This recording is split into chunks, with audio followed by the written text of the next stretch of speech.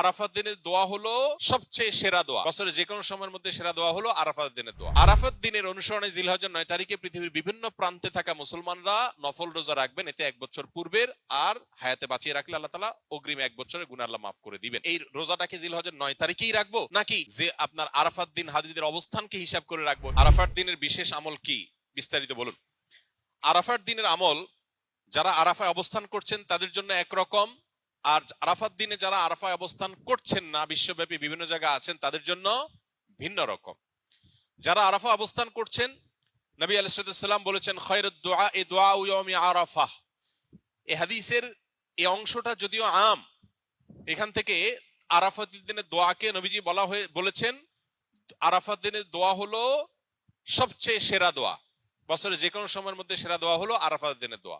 যদিও আরাফাতের ময়দানে হাজিদের দোয়া কবুল হয়, ফেরত দেওয়া হয় না, বহু হাদিস আছে। যেহেতু হাদিসে আরাফাতের দিনের দোয়াকে সেরা দোয়া বলা হয়েছে, আমরা যদি দূর থেকে আল্লাহর কাছে দোয়া করি, আশা করতে পারি আল্লাহর কাছে, আশা করতে অসুবিধা নেই যে আল্লাহ তাআলা দোয়া হয়তো কবুল করবেন। দ্বিতীয়ত নবী আলাইহিস সালাম বলেছেন খায়রুমা ওয়া খায়রুমা আনা কুলতু আনা ওয়ান নাবিয়্যুনা মিন ক্বাবলি লা ইলাহা ইল্লাল্লাহু ওয়াহদাহু লা শারীকা লাহু লাহুল মুলকু ওয়া লাহুল হামদু ওয়া হুয়া আলা কুল্লি শাইইন কাদির। আরাফাত দিনে নবী আলাইহিস সালাম বলেছেন আমি এবং আমার পূর্বে নবী রাসূলরা যত দোয়া আল্লাহর কাছে করেছেন এর মধ্যে সবচেয়ে সেরা হলো এটা, লা ইলাহা ইল্লাল্লাহু ওয়াহদাহু লা শারীকা লাহু লাহুল মুলকু ওয়া লাহুল হামদু ওয়া হুয়া আলা কুল্লি শাইইন কাদির। এটা আমরা বিশেষ করে পাঠ করব।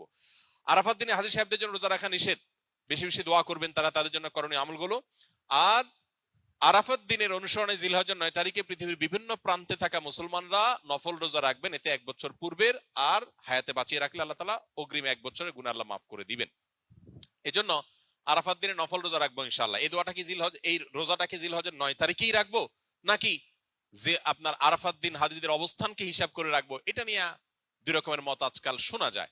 তবে আরাফাত দিনে হাজিরা অবস্থান করছেন হুবহু ওইটার সাথে মিল রেখে গোটা বিশ্বে আসলে ওই দিনে একই সময় রোজা রাখা এটা সব ক্ষেত্রে সম্ভব না, ভৌগোলিকভাবে এটা সম্ভব না।